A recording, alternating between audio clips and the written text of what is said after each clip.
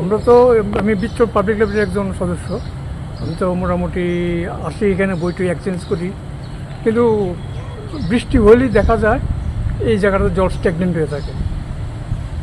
Stagnant হয়ে থাকা মানে জায়গাটাতে পিচ্ছিল হয়ে থাকা, বিশেষ করে খালি পায়ে তো আসাই যায় না, মানে অন ফুট ওয়াকিং আমরা করতে পারবেন না, জলটা এখানে ব্লক হয়ে রয়েছে।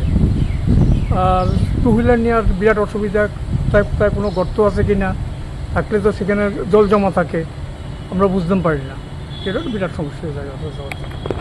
সমস্যা সবচেয়ে বড় কথা হইলো আমরা যখন টু হুইলার ইউজ করি আমরা বুঝতে পারি না এখানে কোনো গর্ত আছে কিনা বা কতটুকু আছে।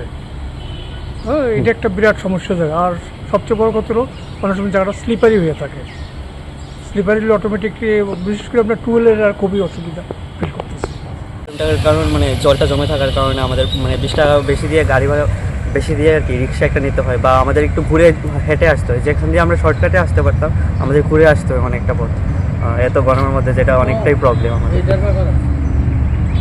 সো আমরা লাইব্রেরিতে প্রায়ই পড়তে আসি, কিন্তু আসার সময় দেখা যায় যে রোডটার মধ্যে জল থাকে আর কি বেশিরভাগ, তো আমরা চলাফেরা করতে মানে খুবই কষ্ট হয়, বা যদি হেঁটেও যেতে চাই মানে পায়ের মধ্যে কাদা লেগে যায়, যার জন্য খুবই অসুবিধা হয় আসতে।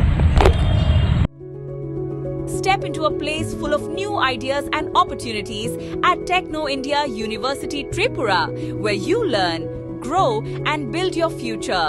A place that truly helps your dreams become a reality.